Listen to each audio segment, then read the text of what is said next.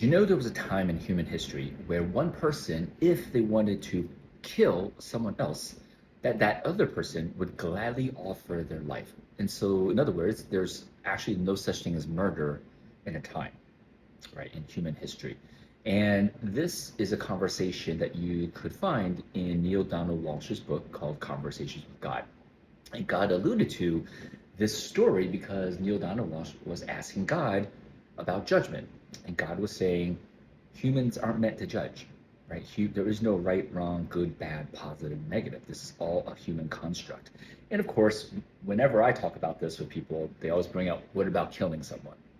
And so this is what Neil Donald Walsh asked God. And God said, well, there was a time where literally if one person was like, hey, I'm going to take your life, the other person was like, amazing, you can have it, because I'll just come back and create another different identity and play this game in a slightly different way, probably even more fun, right? And so why am I sharing this? It's because we get to realize so much of our judgments of context of what's right or wrong or good or bad or moral or ethical is just a human construct.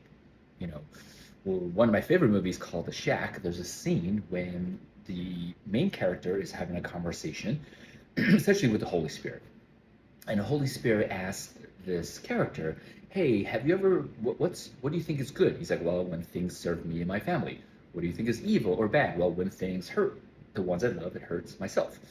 And then she said, have you ever changed your mind or made a mistake? He's like, yeah.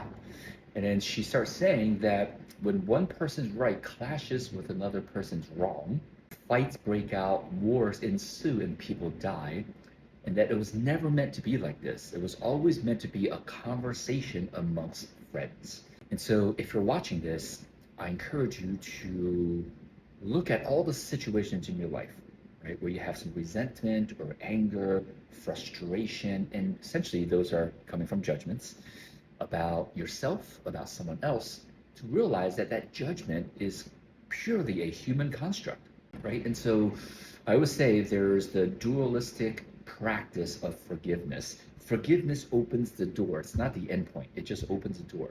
Through forgiveness, you then accept and love, and then that transmutes it.